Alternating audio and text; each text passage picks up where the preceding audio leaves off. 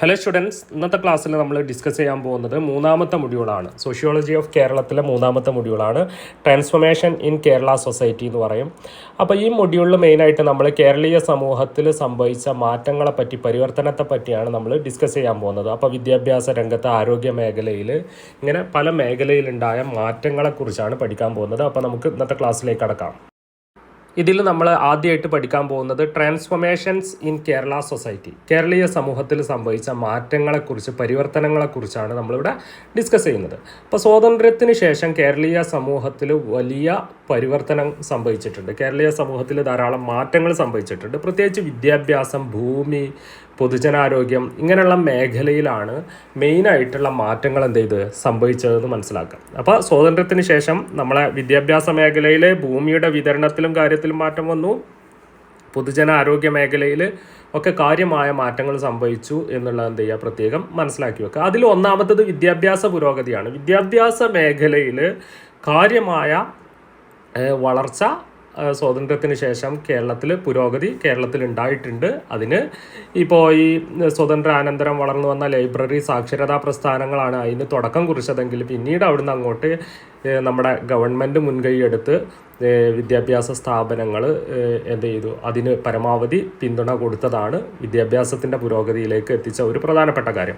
രണ്ടാമത്തെ മാറ്റം എന്ന് പറയുന്നത് ഭൂപരിഷ്കരണവും കാർഷിക ബന്ധങ്ങളിലുണ്ടായ മാറ്റവും. അപ്പോൾ ഭൂപരിഷ്കരണ നിയമം നടപ്പാക്കിയത്, ഇപ്പോൾ ഇന്ത്യയിൽ ഭൂപരിഷ്കരണ നിയമം, പ്രത്യേകിച്ച് ഭൂപരിധി നിയമം പോലുള്ള ലാൻഡ് സീലിംഗ് ആക്ട് പോലുള്ള സംഗതികളൊക്കെ നടപ്പാക്കിയത് കേരളം, ബംഗാൾ എന്ന് പറയുന്ന രണ്ട് സംസ്ഥാനങ്ങളാണ് വളരെ നല്ല രീതിയിൽ നടപ്പാക്കിയത്. മറ്റ് സംസ്ഥാനങ്ങളിലൊന്നും അത്ര തന്നെ നല്ല രീതിയിലല്ല ഭൂപരിഷ്കരണ നിയമം നടപ്പാക്കിയത്. അതുകൊണ്ട് തന്നെ കേരളത്തിൽ ഭൂപരിഷ്കരണം കൊണ്ട് കാർഷിക ബന്ധങ്ങളിലും അതായത് ഭൂമി ഇല്ലാത്ത കർഷകർക്കൊക്കെ ഭൂമി ലഭിക്കാൻ, ഭൂമി ഇല്ലാത്തവർക്ക് ഭൂമി ലഭിക്കാൻ ഈ ഭൂപരിഷ്കരണ നിയമങ്ങൾ കാരണമായിട്ടുണ്ട്. ഓക്കെ, കേരളീയ സമൂഹത്തിൽ സംഭവിച്ച മൂന്നാമത്തെ മാറ്റം എന്ന് പറയുന്നത് പൊതുജനാരോഗ്യ രംഗത്ത് വന്ന മാറ്റമാണ്.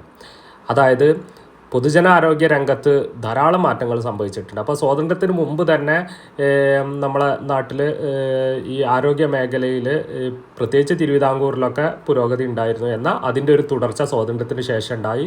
നമ്മുടെ ഗവൺമെൻറ് മുൻകൈ എടുത്ത് പൊതുജനാരോഗ്യ കേന്ദ്രങ്ങൾ ശക്തമായി മുന്നോട്ട് കൊണ്ടുപോയിട്ടുണ്ട്. അപ്പോൾ സ്വാതന്ത്ര്യം കിട്ടിയ അന്ന് മുതൽ, കേരള സംസ്ഥാനം രൂപീകരിച്ച അന്ന് മുതൽ അവിടുന്ന് ഇങ്ങോട്ടൊക്കെ കൃത്യമായിട്ട് പൊതുജനാരോഗ്യ രംഗത്ത് നമ്മൾ നേട്ടങ്ങൾ ഉണ്ടാക്കിയിട്ടുണ്ട്. അതുപോലെ തന്നെ ജനസംഖ്യയിൽ കാര്യമായ മാറ്റം ഒക്കെ കേരളത്തിൽ സംഭവിച്ചിട്ടുണ്ട്. ഈ മാറ്റങ്ങളെ പറ്റിയാണ് നമ്മൾ ഇതിൽ മെയിനായിട്ട് ഡിസ്കസ് ചെയ്യാൻ പോകുന്നത്. ഓക്കെ, കേരളീയ സമൂഹത്തിൽ സംഭവിച്ച മാറ്റങ്ങളിൽ ഏറ്റവും പ്രധാനപ്പെട്ടതാണ് പ്രോഗ്രസ് ഇൻ എഡ്യൂക്കേഷൻ, വിദ്യാഭ്യാസ രംഗത്തുണ്ടായ പുരോഗതി. അപ്പോൾ കേരളത്തിലെ വിദ്യാഭ്യാസ സമ്പ്രദായത്തെ നമ്മൾ സോഷ്യോളജിക്കലി വിശകലനം ചെയ്യുകയാണെങ്കിൽ കേരളം വിദ്യാഭ്യാസ രംഗത്ത് ഒരുപാട് നേട്ടങ്ങൾ കൈവരിച്ചിട്ടുണ്ട്. അപ്പോൾ കേരളീയ സംസ്ഥാനം രൂപീകരിച്ചത് മുതൽ കേരള സംസ്ഥാനത്ത് ധാരാളം വിദ്യാഭ്യാസപരമായ നേട്ടങ്ങൾ കേരളം കൈവരിച്ചിട്ടുണ്ട്. അതിൽ ഏറ്റവും പ്രധാനപ്പെട്ട ചില നേട്ടങ്ങളാണ് നമ്മളിവിടെ പറയാൻ പോകുന്നത്. ഒന്നാമത്തേത് കേരളം സാക്ഷരതയിൽ കൈവരിച്ച നേട്ടങ്ങളാണ്. സാക്ഷരതയിൽ ഏറ്റവും കൂടുതൽ സാക്ഷരതാ നിരക്കുള്ള സംസ്ഥാനമാണ് കേരളം എന്ന് പറയുന്നത്, ഇന്ത്യയിലെ തന്നെ. അപ്പോൾ ഇന്ത്യയിൽ സാക്ഷരതയിൽ മറ്റ് സംസ്ഥാനങ്ങൾക്ക് മാതൃകയാണ് കേരളം. അത് കേരളം കൈവരിച്ച ഒന്നാമത്തെ നേട്ടമാണ്. രണ്ടാമത്തത് സാർവത്രിക പ്രൈമറി സ്കൂൾ എൻറോൾമെൻറ്റ്, അതായത് പ്രൈമറി സ്കൂളിൽ വിദ്യാഭ്യാസം കേരളത്തിലെ ഒരുവിധം എല്ലാവർക്കും ലഭിക്കുന്നുണ്ട്. പ്രൈമറി സ്കൂളിൽ, അതായത് LP സ്കൂളുകളിലൊക്കെ ഒരുവിധം, ലോവർ പ്രൈമറി സ്കൂളുകളിലൊക്കെ ഒരുവിധം എല്ലാവർക്കും വിദ്യാഭ്യാസം ലഭിക്കുന്നുണ്ട് എന്നുള്ളത്. അപ്പോൾ അതായത് പ്രൈമറി സ്കൂൾ വിദ്യാഭ്യാസം എല്ലാവർക്കും ലഭിക്കുന്നു എന്നുള്ളത് കേരളം കൈവരിച്ച രണ്ടാമത്തെ നേട്ടമാണ്. മൂന്നാമത്തത് സെക്കൻഡറി സ്കൂളിൽ കൊഴിഞ്ഞുപോക്ക് ദ്രുതഗതിയിൽ കുറഞ്ഞു വരുന്നുണ്ട്. സെക്കൻഡറി സ്കൂളിൽ പ്രൈമറി തലം കഴിഞ്ഞാൽ, LP UP സ്കൂൾ കഴിഞ്ഞാൽ സെക്കൻഡറി സ്കൂൾ ഹൈസ്കൂൾ ലെവലിലൊക്കെ ഉള്ള വിദ്യാഭ്യാസം കേരളത്തിൽ പുരോഗതി പ്രാപിക്കുന്നുണ്ട്. പ്രത്യേകിച്ച് ആ മേഖലയിൽ കൊഴിഞ്ഞുപോക്ക് മറ്റ് സംസ്ഥാനങ്ങളെ അപേക്ഷിച്ച് സെക്കൻഡറി സ്കൂൾ വിദ്യാഭ്യാസത്തിൽ കൊഴിഞ്ഞുപോക്ക് വളരെ കുറവാണ്. കുട്ടികൾ പഠനം തുടർന്നു കൊണ്ടിരിക്കുന്നുണ്ട്. ഇന്ത്യയിലെ മറ്റ് സംസ്ഥാനങ്ങളിൽ അതല്ല അവസ്ഥ എന്ന് മനസ്സിലാക്കി വെക്കുക. നാലാമത്തെ കാര്യം വിദ്യാഭ്യാസ സ്ഥാപനങ്ങളുടെ ലഭ്യതയാണ്. അപ്പോൾ കേരളത്തിലെ ഒട്ടുമിക്ക പ്രദേശങ്ങളിലും വിദ്യാഭ്യാസ സ്ഥാപനങ്ങൾ, സ്കൂള് ലഭ്യമാണ്. സ്കൂള്, കോളേജ് ഇങ്ങനെയുള്ള സംവിധാനങ്ങൾ മിക്കവാറും എല്ലാ പ്രദേശങ്ങളിലും ഉണ്ട് എന്നുള്ളത് അത് കേരളം കൈവരിച്ച പ്രധാനപ്പെട്ട നേട്ടമാണ്. അപ്പോൾ കേരള വിദ്യാഭ്യാസ മേഖലയിൽ ഉണ്ടാക്കിയ നേട്ടം നോക്കുകയാണെങ്കിൽ ഇന്ത്യയിലെ മറ്റു സംസ്ഥാനങ്ങളിൽ നിന്നും വളരെ മുന്നിലാണ് കേരള സംസ്ഥാനം എന്ന് മനസ്സിലാക്കുക. അപ്പോൾ കേരളം വിദ്യാഭ്യാസ മേഖലയിൽ ഉണ്ടാക്കിയ നേട്ടം മറ്റു സംസ്ഥാനങ്ങളുമായിട്ട് കമ്പയർ ചെയ്യുമ്പോൾ കേരളം മറ്റു സംസ്ഥാനങ്ങളെക്കാളും വളരെ മുന്നിലാണ് എന്നുള്ളത് പ്രത്യേകം എന്ത് ചെയ്യുക, മനസ്സിലാക്കി വെക്കുക. അപ്പോൾ ഈ കാര്യങ്ങൾ ഓർത്തു വെക്കുക.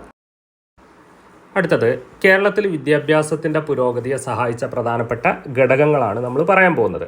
അപ്പോൾ കേരളത്തിലെ വിദ്യാഭ്യാസത്തിൻ്റെ പുരോഗതിയെ സഹായിച്ച പ്രധാനപ്പെട്ട ഘടകങ്ങളിൽ ഒന്നാമത്തത് 20-ാം നൂറ്റാണ്ടിൻ്റെ തുടക്കത്തിൽ വളർന്നു വന്ന സാമൂഹ്യ പരിഷ്കരണ പ്രസ്ഥാനങ്ങളുടെ സ്വാധീനമാണ്.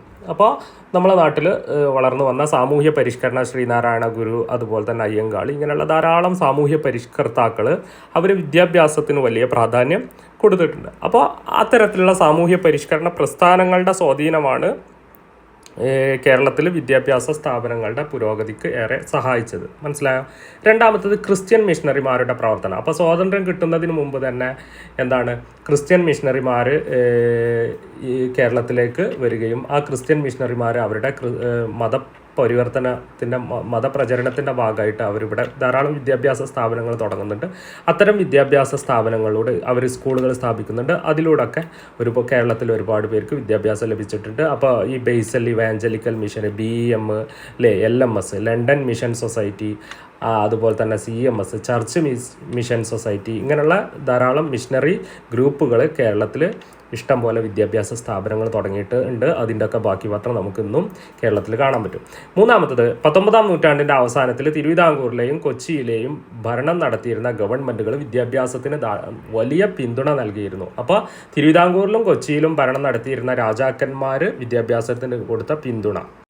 പിന്നെ സ്വാതന്ത്ര്യം കിട്ടിയതിന് ശേഷം നമ്മളെ നാട്ടിൽ ജനാധിപത്യ ശക്തികളുടെ വളർച്ച, അല്ലേ? അതായത് ഒരു ജനാധിപത്യ രീതിയിലുള്ള ഗവൺമെൻറ് രൂപീകരിച്ചതും ആ ഗവൺമെൻറ്റുകൾ നമ്മളെ നാട്ടിലെ വിദ്യാഭ്യാസ മേഖലയുടെ പുരോഗതിക്ക് വളരെയധികം പങ്കുവഹിച്ചിട്ടുണ്ട്. അപ്പോൾ ഈ കാരണങ്ങൾ കൊണ്ടൊക്കെയാണ് കേരളം വിദ്യാഭ്യാസ മേഖലയിൽ വലിയ നേട്ടങ്ങൾ ഉണ്ടാക്കിയത് എന്നെന്ത് ചെയ്യുക, മനസ്സിലാക്കി വെക്കുക.